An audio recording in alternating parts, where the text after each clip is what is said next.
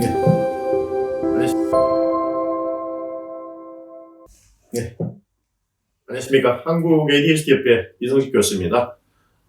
유능한 직장인 되기 정서 관리 편입니다. 정서 관리. 여러분들 정서 조절이 많이 어려우실 거라 생각이 돼요. 어떻습니까? 여러분들 평소에 스트레스 많이 받으시죠?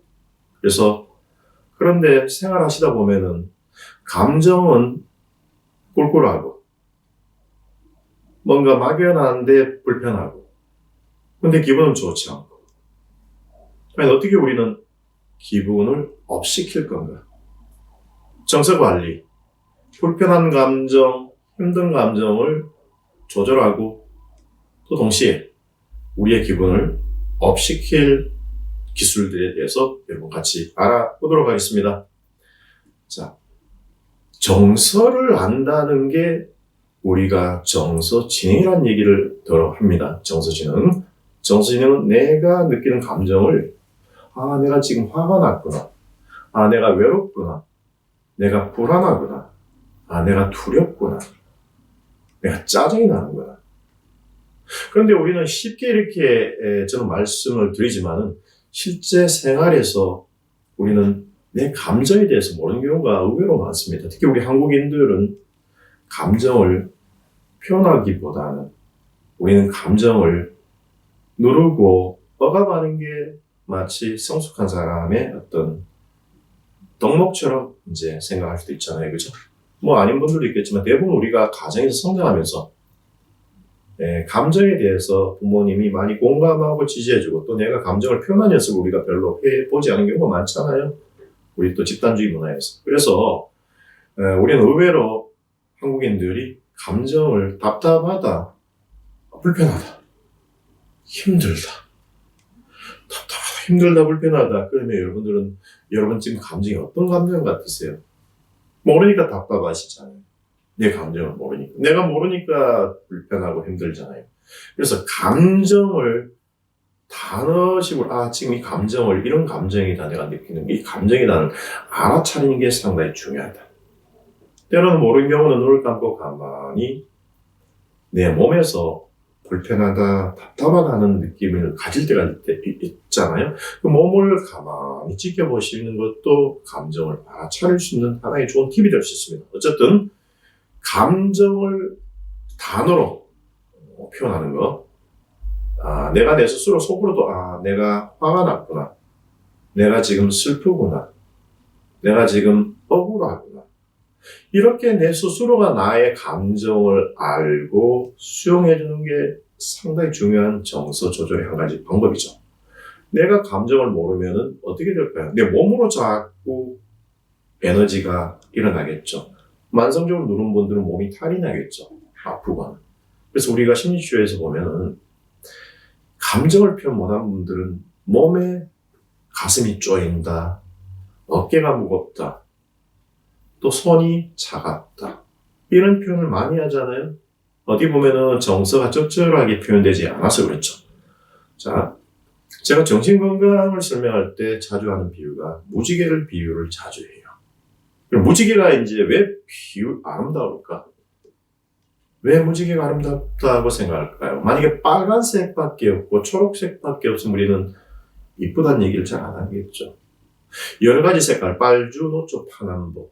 우리의 정신건강도 이 다양한 어떤 감정을 알아차리고 표현하고 우리 생각도 마찬가지고 우리 행동도 마찬가지고 우리의 어떤 기능들이 감정의 기능이 표현하는 기능 또 상대의 감정을 알아차리고 공감하는 기능 이게 상당히 중요한 어떤 나의 감정 조절과 타인과 관계를 형성하고 하는데 상당히 중요하죠. 자, 그럼 감정을 관리 조절하는 거 첫 번째 뭐라고 했죠? 내 감정을 알아차리고 이 감정이 뭐라는 거 그리고 내 스스로가 내 속으로 이 감정을 느끼는구나 이 표현해보는 거. 잘 모르면 우리는 때로는 감정 카드라는 것도 있고요. 그 카드를 통해서 내 감정을 알아차리는 경우도 있죠. 그리고 또 감정을 느낄 때 한번 수량화해보는 것도 좋아요. 수량하란 말은 객관화하는 거죠. 자꾸 내 감정이 지금 화가 났다. 몇 프로? 0에서 100으로 이제 보시면, 내가 50%, 40%, 30%. 내가 억울하다 90%. 내가 억울하다 90%고, 화가 났다 30%. 그럼 억울하다 감정은 상당히 에너지가 많을 것 같아요. 그럼 사고나 자칫 위험한 행동하거나 갑자기 욱하지 않을까요? 억울한 내가 감정을 모르고 또 행동할 경우. 내가 감정이 뭐지 알고 내 스스로가 명명하고 화가 났구나. 이 자체가 벌써 나는 감정에서 휘말리지 않고 떨어져서 내 감정을 보는 거거든요. 그럼 1차적으로 여러분들은 감정을 조절할 수 있는 가장 기초적인 통제감, 조절력을 벌써 얻은 거죠. 근데 그거를 모르면 어떻게 될까요? 반사적인 행동을 하겠죠. 그냥 일이 있으면 그냥 욱하고 행동하겠죠. 그래서 나중에 후회를 하지 않을까요? 또 그 순간에 조절 실패를 인해서. 그래서 항상 첫 번째는 감정이든 행동이든 모든 거는 지켜보는 거. 그리고 명명하고 기술하는 거. 내가 이런 상태구나. 또 내가 이렇게 강하게 화가 났구나. 이렇게 강하게 슬프구나. 자, 명명하면서 강도를 속으로 아니면 적어서 해볼 수도 있고, 그죠? 그리고 이제 일정 수치 이상이면 어떤 감정이 너무 자주 일어나요. 화, 짜증, 분노. 이렇게 관찰해 보시면 아시잖아요. 분노가 자주 일어나, 8, 90%. 그러면 또 실수할 수 있겠죠. 그러면 저희들이 권하는 거는 일종의 대처 카드라는 게 있어요. 카드로 옛날에 다녀볼 때 인덱스 카드 같은 거 있죠. 아니면 스마트폰에 여러분 적으셔도 돼요. 자주 이제 들다 보면서 내가 이렇게 화가 난 상태다. 어떤 상황에서. 그럼 여러분들 적어서 이럴 때는 어떻게 할까? 우선 내 감정을 알아차리고 그리고 그 상황에서 잠시 여러분들 빨리 리셋하기 위해서 그 상황에서 벗어나서 화장실 아니 밖에 가서 옥상 일단 그 상황에서 내 신체 내 몸을 타임아웃 하세요. 셀프 타임아웃. 벗어나서 내 감정을 알아차리고 이해하고 얼마라는 거.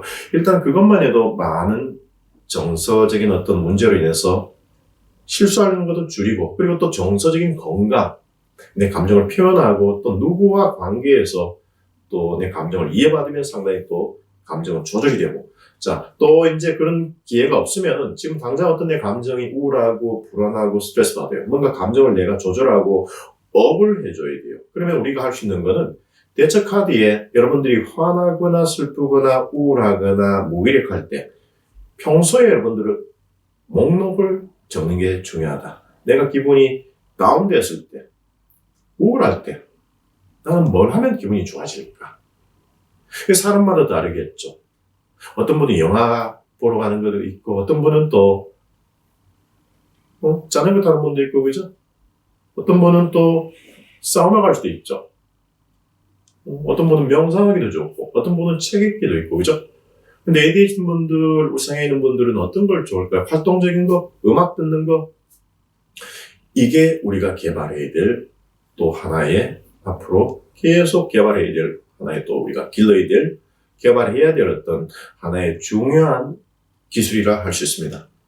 여러분 한번 걸리지 마시고 여러분들이 좋아하고 또 즐기고 할 수 있는 목록을 앞으로 일주일 동안에 한번 노트에 한번 적어볼게요. 의외로 우리 삶의 바쁜 일상에 빠지기 때문에 일만 하고 우리는 스스로 돌보는 시간을 안 가질 수 있어요.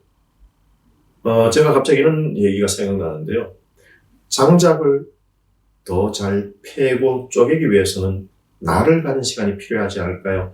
너무 장작 패기만 하면 도끼는 무뎌지고 무뎌진 도끼로 장작을 패기는 힘은 더 들어가고 잘 쪼개지지 않는다는 얘기죠. 그래서 일주일에 한 번에는 자기 돌봄하고 휴식을 취하고 명상도 괜찮고요. 그렇게 해서 우리의 날을 갈아야 되겠죠. 직장에 가서 다시 또 집중할 수 있는 또 회복력이 생기니까요. 그죠?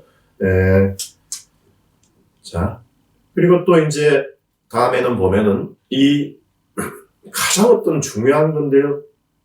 여러분 정서 관리를 위해서 스트레스잖아요. 스트레스 받으면 정서가 더 취약해지거든요.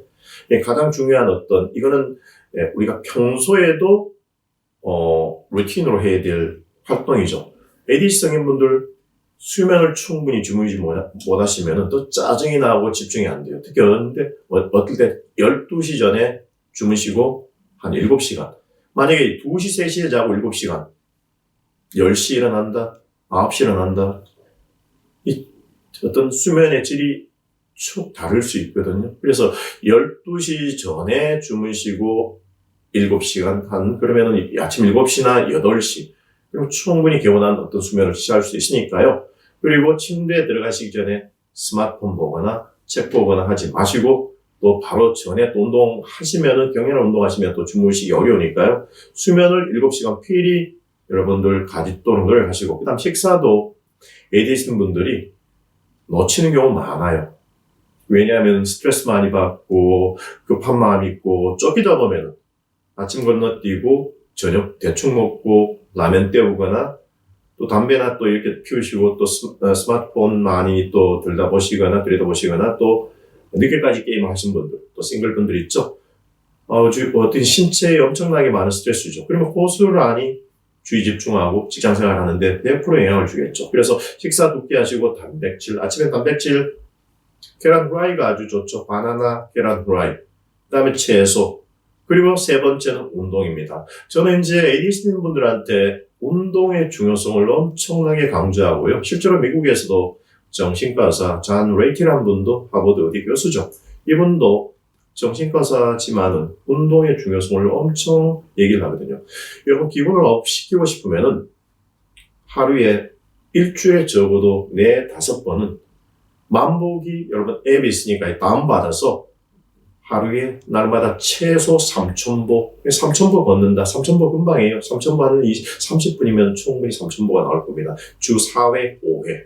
그리고 네 번째, 약물인데요. 이 약물에 대한 거부감도 있을 수 있겠지만은 눈이 나쁘면은 안경을 껴야 되듯이 약물은 여러분들 내한테 이득이 큰지 손해가 큰지 너무 약에 대해서 거부감보다는 저는 합리적인 어떤 결정이 중요할 것 같습니다. 이득이 크고 손해가 크고 운이 좋아야 사실은 약물이 여러분 시스템에 들어와서 도움이 되지 운이 나쁘면은 또 도움을 받고 싶어도 약물의 도움을 못 받을 수 있다는 거. 일단 한번 저 같으면은 시도해 보는 것도 좋습니다.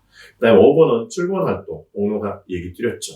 그래서 중요한 거는 문제를 자꾸 이 내 컵에 우울한 어떤 물이 가득 들어있으면 이 우울한 물을 빼기도 하지만 새로운 물, 신선한 물을 집어넣으면서 물을 또 중화시키거나 할 수 있잖아요. 그죠? 물타기죠? 그렇게 해서 우리는 또 기분을 업시킬 수 있다. ADHD 어떻게 관리하느냐가 충분히 기능적으로 살 수 있습니다. ADHD 분들은 물고기가 물에서 살아야 되는데 여러분들은 과연 어디에서 살고 얼마나 이제 조절하는 나중에 또 저희를 진로 편에서 또 한번 또 다루도록 하겠습니다. 고맙습니다.